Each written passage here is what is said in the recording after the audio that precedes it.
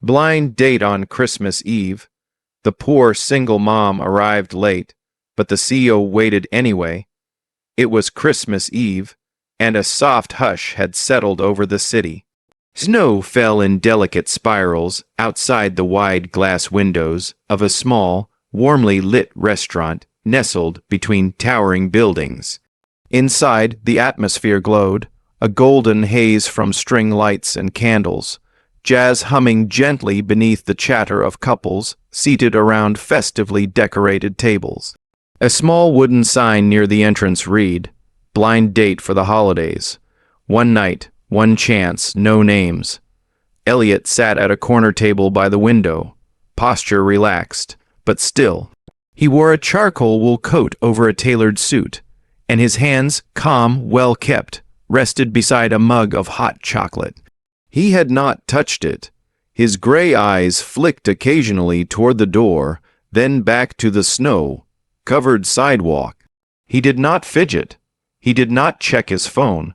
He simply waited to the staff. He was just another guest, quiet, solitary, polite. None of them recognized him as the CEO of Vermont and Hayes, a global firm known for keeping its founder out of the press. He liked it that way. It had been 3 years since he had lost his wife, and even longer since he had voluntarily stepped into a room, expecting anything more than silence. He had not planned to come tonight. The idea of a blind date had felt absurd, like dressing up grief in a party hat. But his longtime assistant, Marianne, had slipped the event flyer onto his desk weeks ago, with only a line scrolled beneath it. "You once said you wanted a quiet Christmas. Maybe start by sitting across from someone kind." For some reason, he had kept the flyer. And tonight, at the exact time listed, he arrived. Now, nearly 40 minutes had passed since his reservation time. The candle on his table had burned low. The once steaming chocolate had cooled. Conversations floated around him. Warm laughter, clinking cutlery. But Elliot remained untouched by it all. Still, he waited 10 minutes. 20:35. The servers began to notice. One whispered to another, "He's still waiting." A hostess peeked from behind the podium, brows furrowed. No one had come to sit across from him. There had been no calls, no messages, just silence. Maybe she bailed. Someone said quietly near the bar. Still, Elliot did not move. He looked out the window at the snow, his expression unreadable, but not bitter, not impatient. If anything, he looked quietly certain, as though some part of him believed that if he simply waited long enough, the evening might still shift.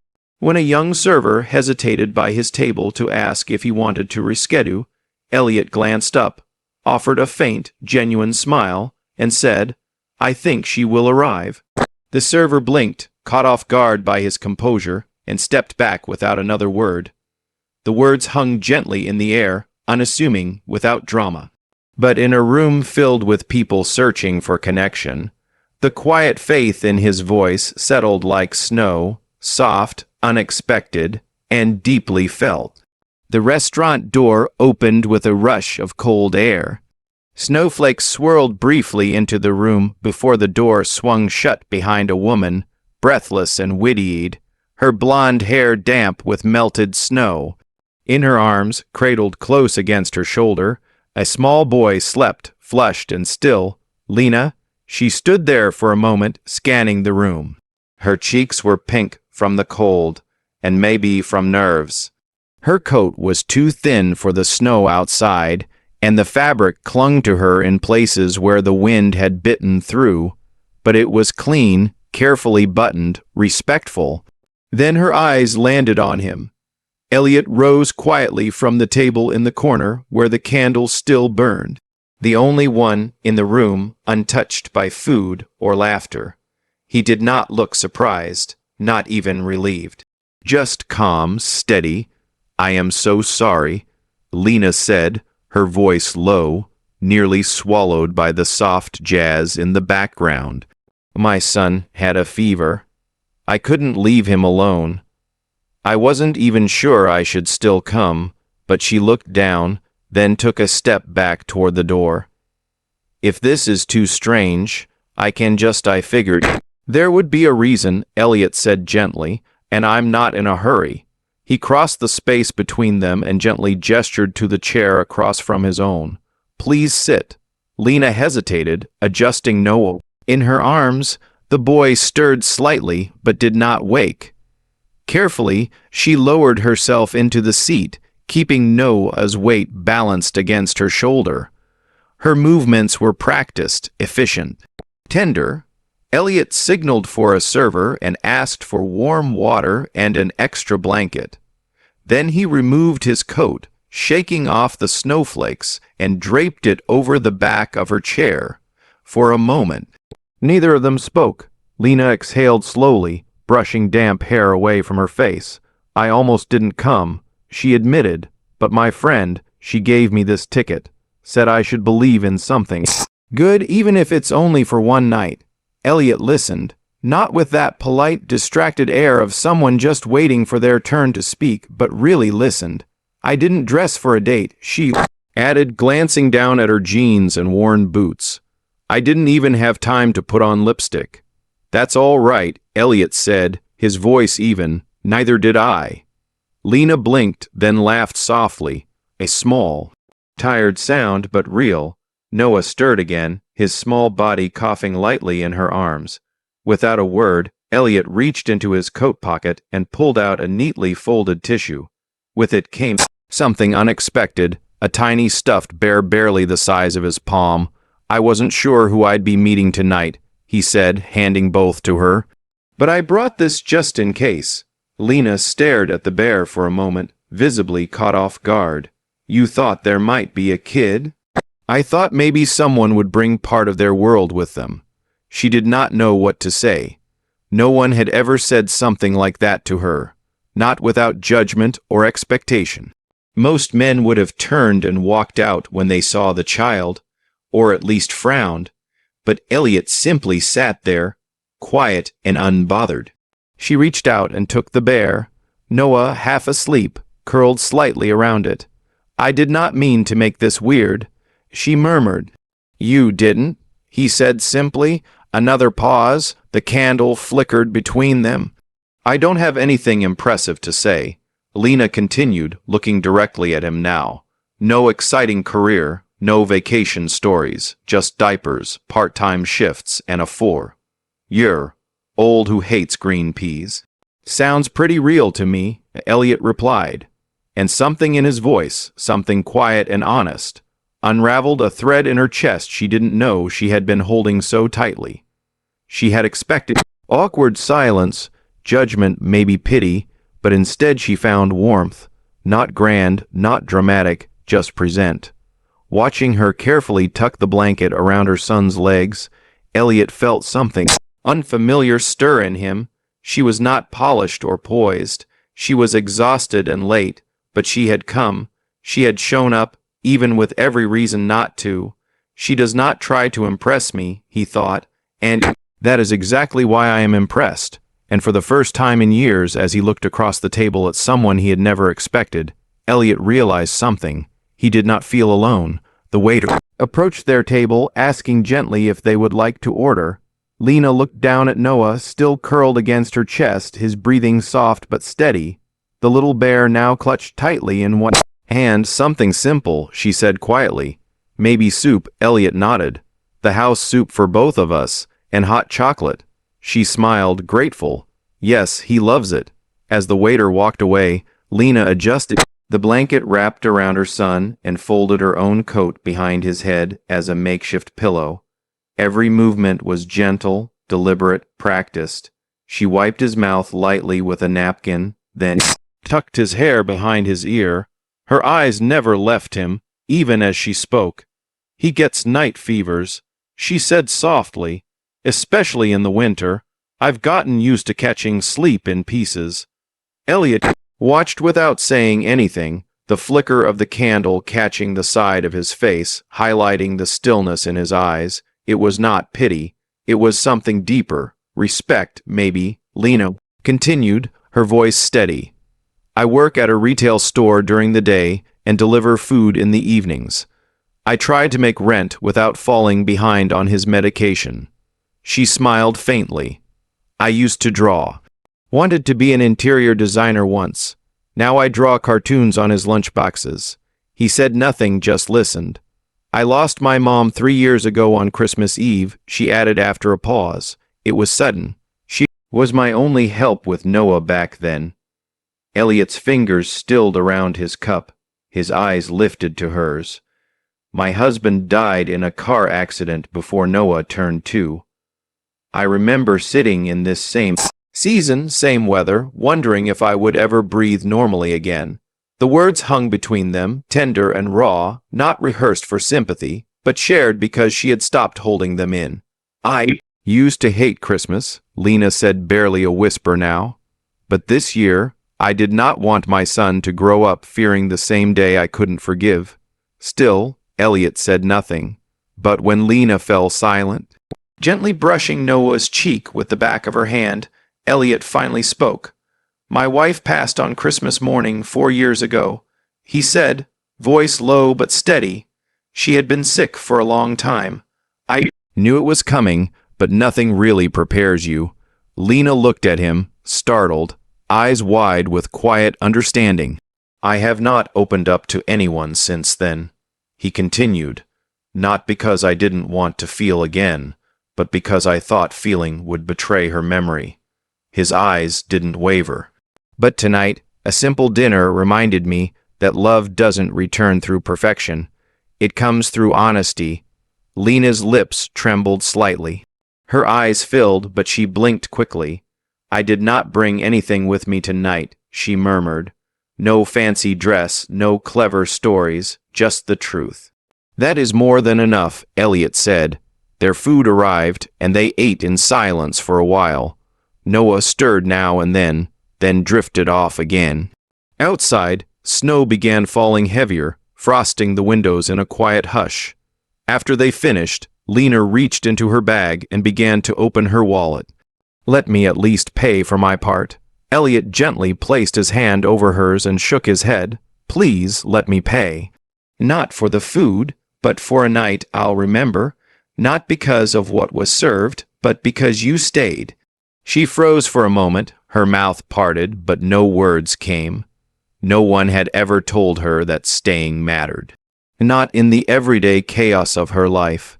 Not when she was late, tired, or overwhelmed. And yet, here he was telling her that her presence, late and imperfect, was something valuable. Her voice caught as she said, "Thank you." Noah shifted and blinked sleepily. He looked at Elliot with heavy eyes, still half, dreaming. "Are you Mommy's friend?" he asked in a tiny voice. "You smile nicer than Santa." Lena gasped, a flush rushing to her cheeks. Elliot laughed, not loudly, but fully, a sound of something healing.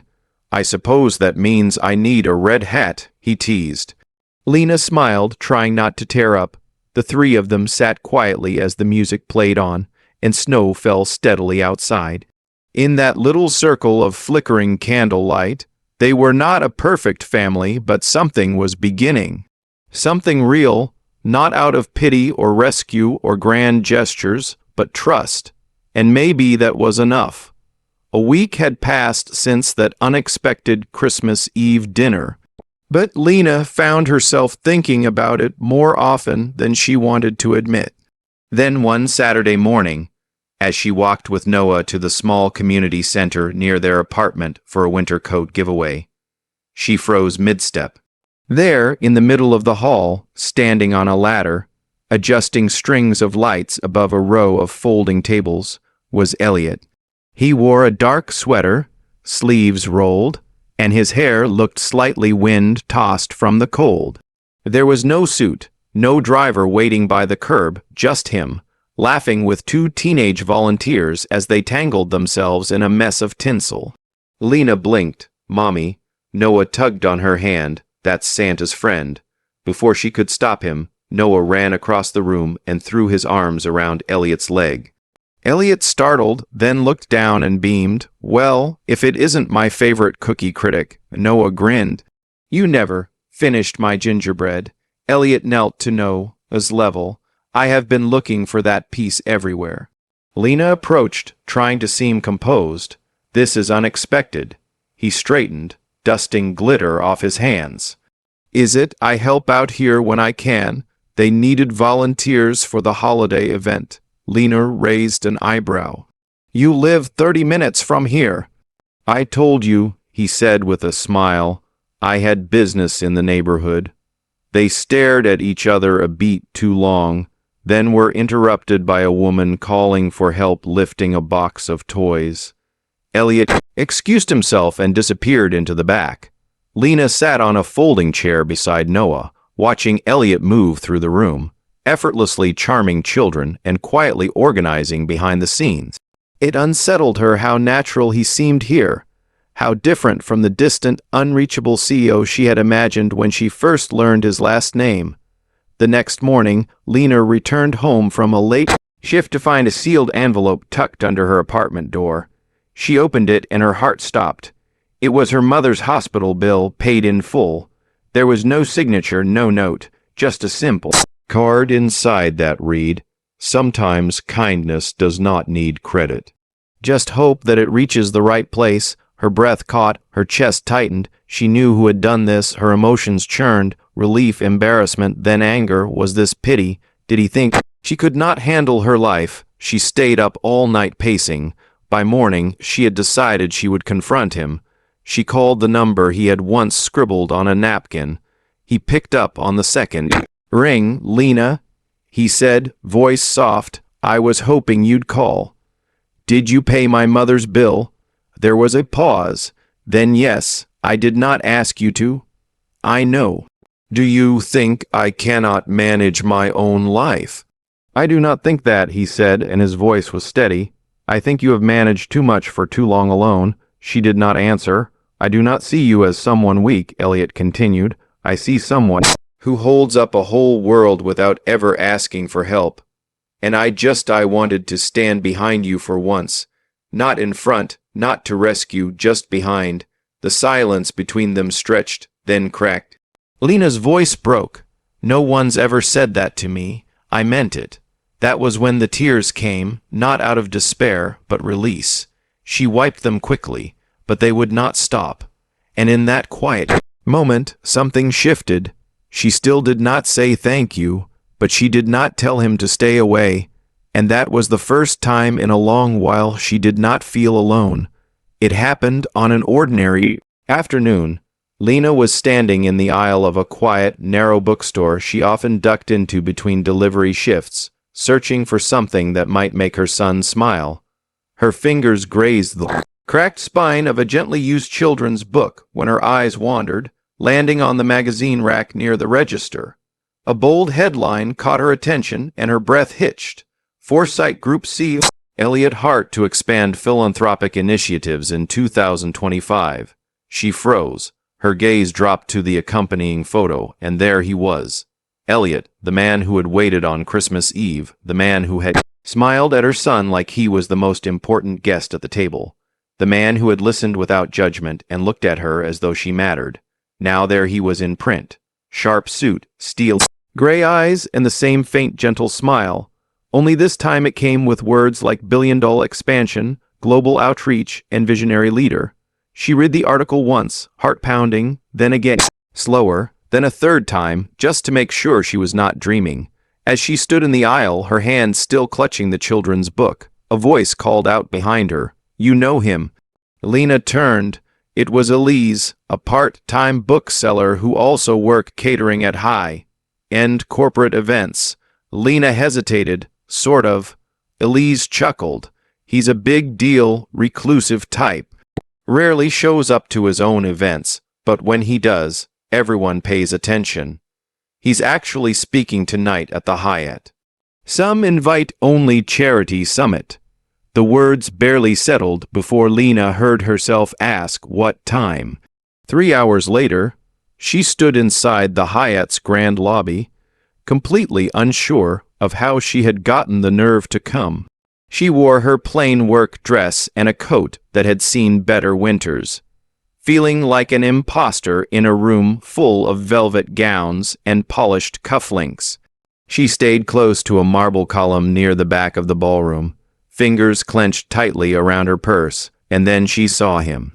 Elliot took the stage, tall and unhurried, adjusting the microphone with the ease of someone used to being heard.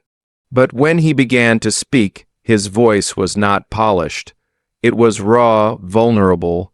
3 years ago, he said, I stopped believing in holidays. Lena held her breath. I lost my wife on Christmas Eve. For a long time, I thought the world owed me silence. The room stilled, but then someone walked into my life. She was late. She was exhausted. She carried a child in her arms, but she showed up with no promises, no pretense, just truth. His voice broke slightly. She reminded me that love does not come dressed in perfection. Sometimes it arrives quietly, wrapped in struggle, but it is real. Lena's eyes filled with tears. She pressed her back against the column, aching. When the applause began, she turned and left. That night, she tore a piece from a brown paper grocery bag and wrote a note in quiet pencil strokes.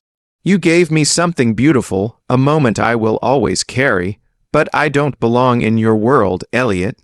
Thank you for reminding me. It still has beauty. That's more than I ever expected. She slipped it into his mailbox the next morning. No name, no number, only honesty and goodbye. Snow had melted into slush by the time New Year approached, but the chill still clung to the city like an old coat that refused to be shaken off. Lena trudged up the stairs of her apartment building, her body heavy with fatigue. She had just returned from her final shift of the week, her arms sore from lifting boxes, her feet aching from hours on her toes.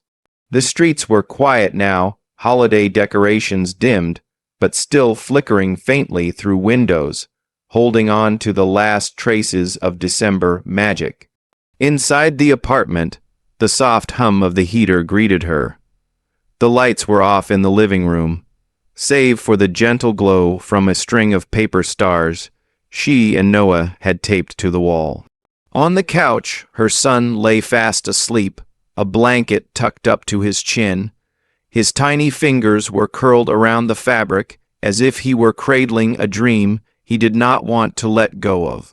Lena set down her bag and toed off her shoes, her mind already drifting toward a hot shower and quiet sleep. But as she turned toward the kitchen, she paused. A large cardboard box sat just inside the front door. It had not been there when she left earlier that day. There was no name, no delivery label, no return address, just a small gold bow taped neatly to the top right corner. For a moment, she simply stared at it, hesitant, unsure. Then, with cautious fingers, she opened it. What she found inside made her breath catch. A tool kit, pristine, professional, the kind designers dream of but rarely afford. There were fine sketch pencils arranged in a neat leather case, precision rulers, fabric swatches in muted but warm tones, and even a miniature model board. Beneath it all, she found a rolled-up poster secured with twine. Her hands trembled slightly as she unrolled it. It was a floor plan, a studio labeled in soft flowing cursive at the bottom, Lena's start. The layout was simple but beautiful. A cozy reception corner, adjustable works bathed in natural light, a small children's play area tucked near the back. There was even a section labeled Community Wall, where clients could leave stories or offer small services instead of traditional payment. At the bottom, clipped to the blueprint, was a handwritten note. If the road is hard to walk alone, let someone pave the first steps. Keep building, the world needs your light. There was no signature, but tucked into the margin of the blueprint, drawn delicately in pen, was a small reindeer. Its antlers curled just so, the tail flicked upward in a playful curve. It was the same reindeer Elliot had once doodled on a napkin the night they met. When Noah had asked for a Christmas friend to take home, footsteps padded softly behind her. Noah stood rubbing his eyes, still half in a dream. He spotted the open box and the blueprint on the floor. "Mama," he whispered, pointing. "That's the reindeer the nice man drew." Lena knelt down beside him, pulling him into her arms. "I think," she said softly, "he never forgot." They sat there in silence, the weight of kindness settling gently around them.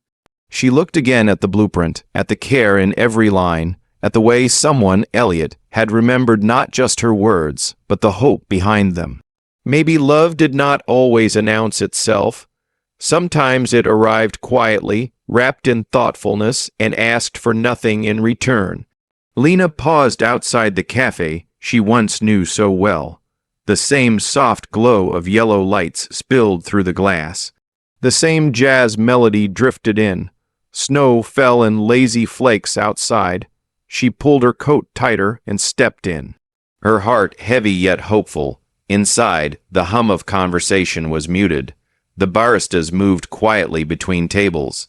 She scanned the room and saw him. Elliot sat at the same corner table near the window, just as she had seen him many nights ago. His coat was draped over the chair, and his posture was calm, composed. But now there was a quiet resolve in his eyes.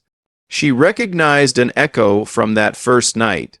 She swallowed the lump in her throat and walked toward him, each step echoing in the quiet cafe. People glanced but did not interrupt.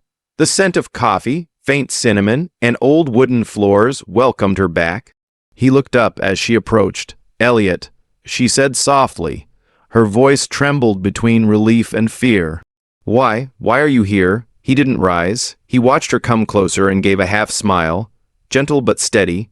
"I've been here since morning," he replied. His voice was calm, respectful. "I wanted to see you again." Lena's throat tightened. She paused, then let the last few steps bring her to the table. She stood in front of him, closing the distance he had held between them. "Why did you wait?" she asked, eyes brimming. He slid a chair forward. "Because that night you came late, tired, but you came, and since then I have not wanted to meet anyone else." Lena blinked, her heart racing. She looked down at him, blinking back rapid tears. 1,000 thoughts tumbled in her mind. Shock, gratitude, fear. She had thought he might move on. She thought she had no place in his world. But he was waiting. He stood then, his coat brushing the floor, and he moved around the table, circling to stand before her. The cafe seemed to shrink around them. All the ambient noise dimmed. Only their breathing remained. Elliot sank to one knee, not in ceremony, not with a ring, just himself, bare and honest. He looked up at Lena, his eyes clear. "You don't have to answer now," he said gently. "I'm not asking you to promise forever right now. I'm asking for one thing." His hand hovered, palm up. "Give me a chance to enter your life and Noah's, and I will show you every day that I will not give up." Tears spilled down Lena's cheeks before she could hold them back. She knelt beside him, putting her hand over his. She did not speak for a long moment. The weight of his words, storm of emotions she had carried, all pressed on her. Finally, she whispered, "You waited for me, even though you didn't know if I would come back." He nodded. "I never stopped hoping." She closed the small gap between them and leaned down. Her lips brushed his cheek in a soft kiss. A blessing, not perfection. "Okay," she said, voice shaky. "I'll try." He rose and she stood with him, arms entwined. Noah, sitting quietly at a high chair near the window, watched. He smiled and waved as though he somehow knew.